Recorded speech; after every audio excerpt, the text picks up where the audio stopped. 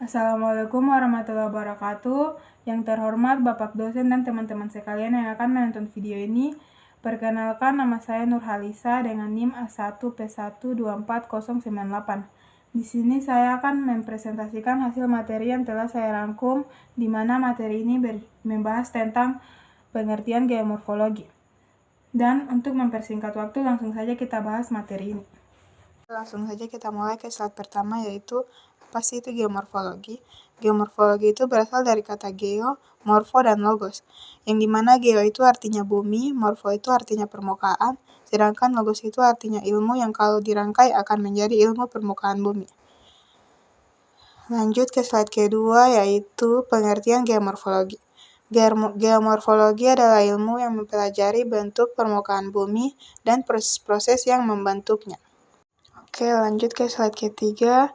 Menurut para ahli, Summerville 1991, ilmu pengetahuan tentang bentuk dari permukaan daratan dan proses-proses yang membentuknya. Dan Cook 1974, studi bentuk lahan yang menekankan pada sifat alami, alam mula atau genetik, proses perkembangan dan komposisi materialnya. Lanjut slide keempat, perkembangan ilmu geomorfologi. Sebelum era 1970, paradigma Davis yaitu 1 struktur, 2 proses, dan 3 stadium. Dan setelah era 1970, paradigma King yaitu 1 bentuk lahan, 2 materi, dan 3 proses. Lanjut ke bentuk lahan. Objek material geomorfologi. Fungsi relief yaitu proses, material, struktur, dan waktu. Oke, kita lanjut ke jenis lahan.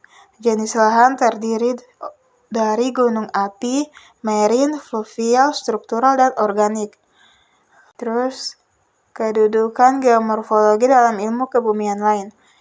Geomorfologi merupakan irisan dari fisiologi dan geologi. Fisiografi merupakan kombinasi klimatologi dan oceanografi, sedangkan geologi merupakan kombinasi mineralogi, petrografi, dan stratigrafo, dan lain-lainnya. Bentuk lahan wadah sebagai ekosistem yaitu 1 lingkungan abiotik, 2 lingkungan biotik, dan 3 lingkungan kultur. Terapan ilmu geomorfologi yaitu lingkungan geomorfologi dibagi menjadi 2, yaitu aktif dan pasif, sumber daya versus bencana, perencanaan wilayah atau tata ruang. Lanjut, geomorfologi dalam geografi. Kontribusi dalam geografi yaitu 1. Menyediakan ruang bagi fenomena geosfer, 2. Memfasilitasi interaksi manusia dengan lingkungan fisik. Lanjut ke slide berikutnya, pembagian geomorfologi. Jenis geomorfologi terbagi menjadi statis, dinamis, genetis, dan lingkungan. Geomorfologi geografis. Geomorfologi geografis mempelajari hubungan fungsional bentuk lahan dengan gejala fisikal dan kultural. Geomorfologi dan geografis sama-sama mengkaji fenomena keruangan di permukaan bumi. Lanjut ke kelompok kajian geomorfologi.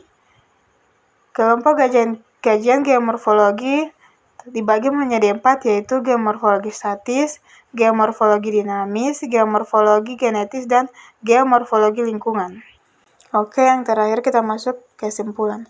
Geomorfologi mempelajari bentuk permukaan bumi dan proses pembentukannya dengan fokus pada asal mula, perkembangan, dan komposisi material.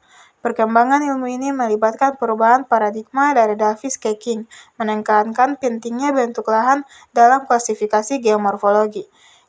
Disiplin ini sangat penting dalam memahami dan mengelola sumber daya alam serta mitigasi bencana dengan aplikasi luas dalam berbagai aspek geografi dan kebumian.